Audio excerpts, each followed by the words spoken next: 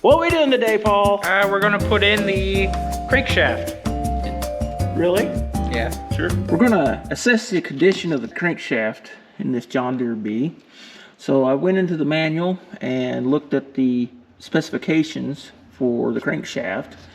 And according to Mother Deere, it says that the main bearings, or main journals I should say, when they were ground new, could be anywhere from 2 inches, 248 thousandths, to 2 inches, 250 thousandths. And the rod journals can be 2 inches, 748 and 5/10 thousandths to 2 inches, 750 thousandths. Lock your mic, and then 2 inches, 248 thousandths, which is the bottom end of the spec. I got these on some 2x6s, so you just basically turn it a quarter of a turn, measure it, 2 inches, 248 again,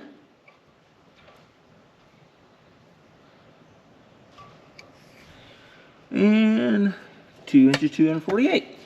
So this journal is at the bottom of the spec, but it's round. It doesn't seem to be scored too heavily for being in the tractor for 70 years.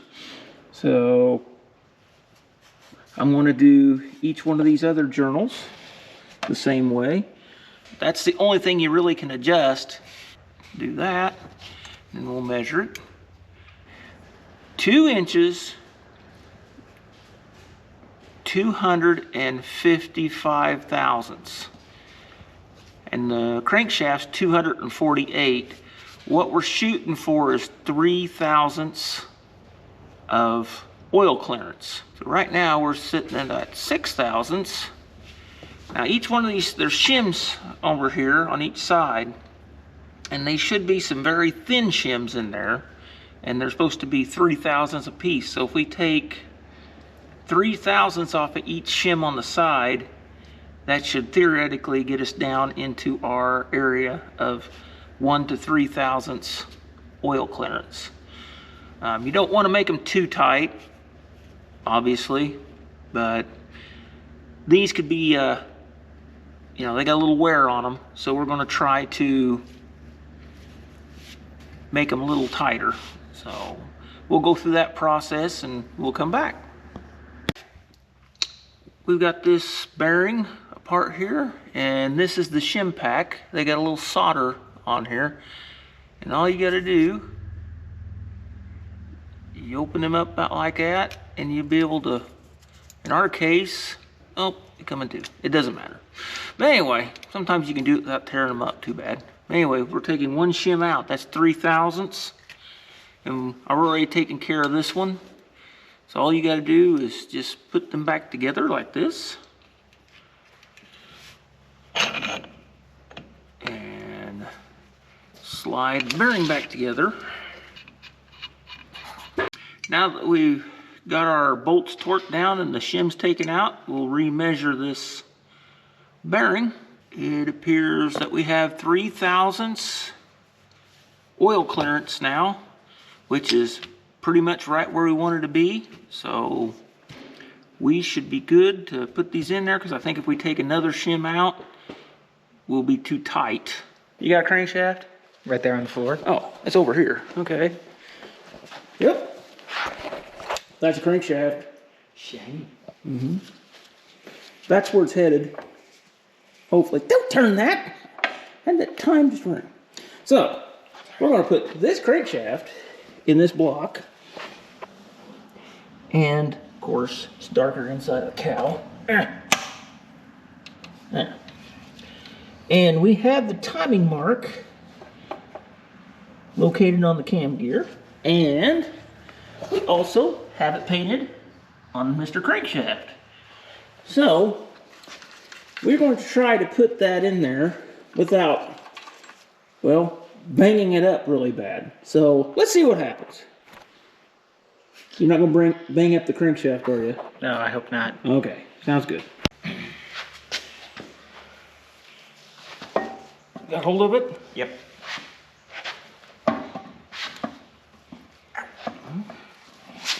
Oh, look, let me turn it then. Get towards the back. Don't like that, huh? No. I gotta get it. Oh, you do, huh? Well, it ain't gonna fit. Hey, now you got stuck. Oh, hey, you got loose.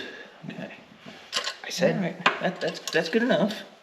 Okay, let's put it in there like that. All right, now let's pick it up. We gotta turn it. All right. Now,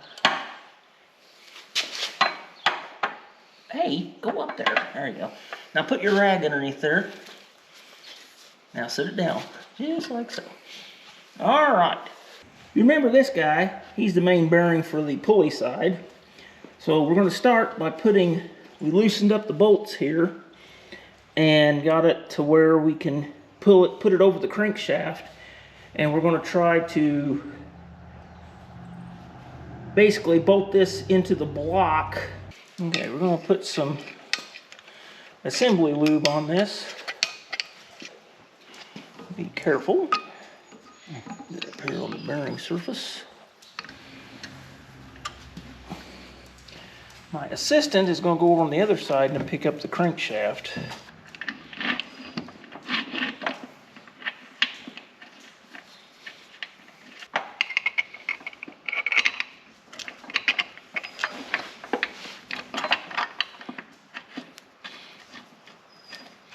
All right.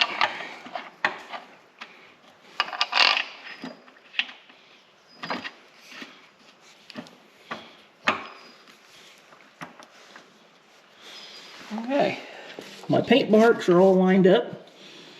That is, unless my helper gets them all out. So, you're not going to do that, are you, helper? This is the main bearing for the flywheel side. It requires a gasket, so we got a new gasket made for it. And it goes in here this way. It's the one, the bearing has the flange on it. So we got some assembly lube on the crankshaft, and my assistant is going to watch to make sure that I have the, hey, assistant. Okay, there.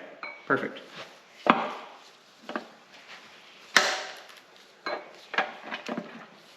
Is it still there?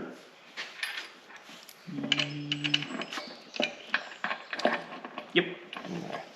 One thing I didn't talk about on these bolts, this one here has a lock washer and a bolt on the flywheel side, but the pulley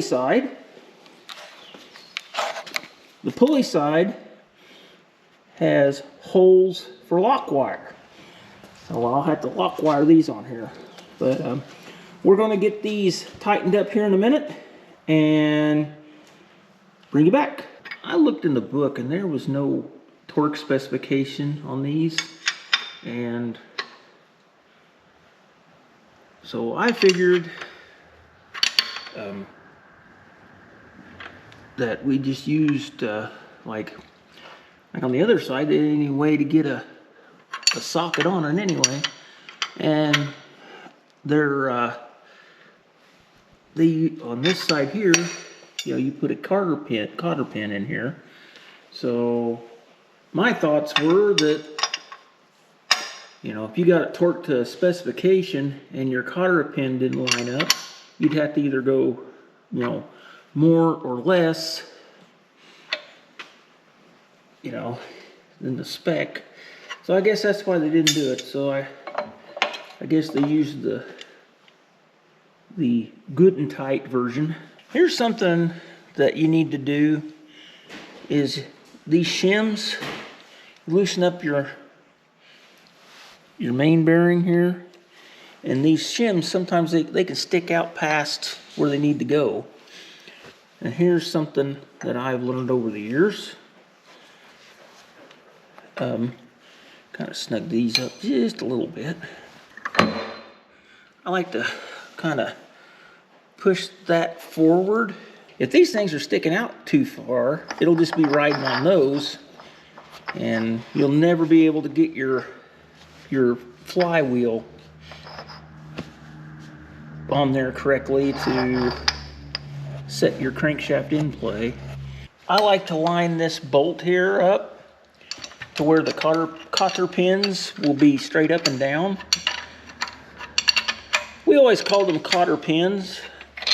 When I got my Caterpillar, some guys like to call them split pins. We're gonna snug this guy up. All right. Our cotter pin will go down in that hole just fine. And that one will be fine. So there's two plugs that go right here. They're pipe plugs. They just thread in there. And that's so the bolt can be pulled out of this casting. But we'll check the crankshaft bearing play on that end there. We've already done it once using the math method, but the book has another method, and I'll show you that one too. This is one method to check your bearing clearance that I seen in the book. So it says to put this dial indicator on here and put your weight on there, and it's, oh, what do you say, is that 0 there? 0. Yep. 0 right And there. then you pull up on it. We got about 3/1000. Yep, 3/1000. And that's what it's supposed to be. And so I guess that proves that by measuring the bearing and doing it our way, proved that it has 3/1000 bearing clearance, just like it's supposed to. Hey, you remember these guys?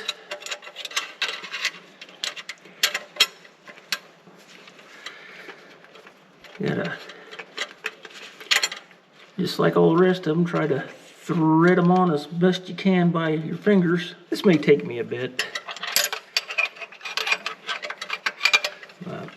We'll bring you back whenever we're finished tightening it up. And we do the same thing on this other side. These can be a real bear if you have one that's got this, you know, you have your cylinder in there. So we'll tighten these up, and we ought to be wrapping her up here soon. We've installed the oil slinger, and there's a cork gasket that's in there. Hey, we're back to put the flywheel on. Here's a few things you need to know. You see this little driver square here on your flywheel? That has to line up with the notch in this. This is the oil slinger. Otherwise, the oil slinger is not going to be turning with your crankshaft. I mean, the only thing that will hold it is that cork gasket that we put in. That's, well, that'd do it for just a little while, and then it'd burn that up and you'd be oil slinging everywhere. So we got this pin lined up with that groove, and supposedly, I mean, I've done a bunch of these, and there's a little set screw that goes in this one here, and it's supposed to line up with a deeper groove on the flywheel. Well, according to this, be 1, 2. So it would be this one here, and it's no deeper than any of the rest of them. So I thought, okay, and on the older tractors, it's got a V-notch on the flywheel, and this one does too. You can't see it, it's on the wrong. It's on the side that's towards my gut, that's, I ain't gonna show right now. But there's no marks, dents, divots, anything on this crankshaft either. So I don't know what's going on here. But I do know that that is the timing mark for the engine. And I also know what top dead center looks like. That's whenever the it'd be the left-hand cylinder is on top dead center, would be right here, and I think that's the one they fire off of. If it's different, I'll make another video, but we'll put this on this way, lining up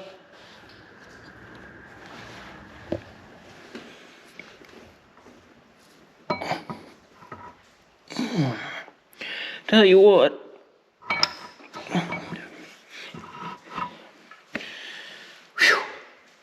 glad this thing it's not a D. Okay, back to what I was talking about. You can see there's a V right here. They don't line up with anything. There's no marks. There's no punch marks.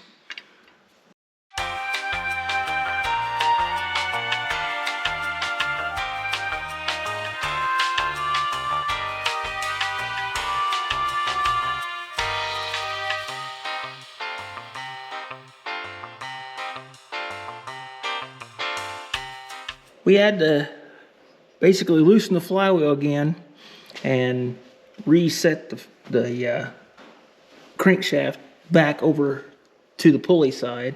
You can also, if you have a nice big dead blow hammer, hit that flywheel loose and smack it around into the crankshaft like that. That will knock the, it will knock the crankshaft back that way. So we did the procedure again, tightened up the flywheel, and we ended up with, well, 5 thousandths. Okay, now, I was talking about 3,000 before. I don't know where I came up with that. It's 5 to 10 thousandths is the specification, so sorry, I'm not going to redo this video. I had a John Deere mechanic work back in the two-cylinder era. Guy was named David Stow. He's from Worthington. He knew more about these than anybody else I ever known. And he says, you can't get these flywheel bolts tight enough. So basically, I was get this wrench on here, and I'd take the dead blow hammer, and I'd smack that, make it a little bit, and then we'd turn the flywheel and do this other side. And we just went back and forth until I felt that it should be tight enough. So he's never steered me wrong before, and well, he can't steer me wrong. He's dearly departed now, but I learned a few tricks off of that guy. He was pretty sharp. So that's how you put a flywheel on and set your crankshaft in play. You got to remember, if say your clutch is on there, you can always pull the flywheel or the crankshaft back. Say you got it too tight, you can loosen everything up and you can engage the clutch, which will pull that crankshaft over to the pulley side, and then you don't have to do all this beating on the end of the crank or prying and all that stuff. So always remember that. Just in our situation, we couldn't do that because we didn't have the mechanism for the clutch. And always adjust your in play on your flywheel with the clutch disengaged, because you want your clutch to be completely out of the picture when you do this, so you can get your thrust bearing set correctly. This would be a good time to take care of your fold over locks on your camshaft.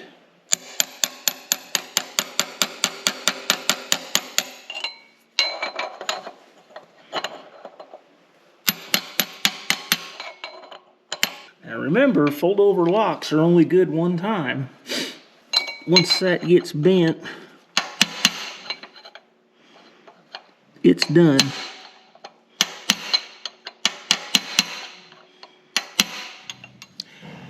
That was kind of being a pain in the rear. Hopefully, don't turn that. 200 200. All right. We'll have to edit this part out. It's darker inside a cow. Are you not picking it up? I am. It's not. But the problem that we have is our splines on our flywheel, or more or less the splines on the crankshaft, are worn. So what I have figured out is that somebody has replaced this flywheel with a 50 flywheel. It works just the same, but some of the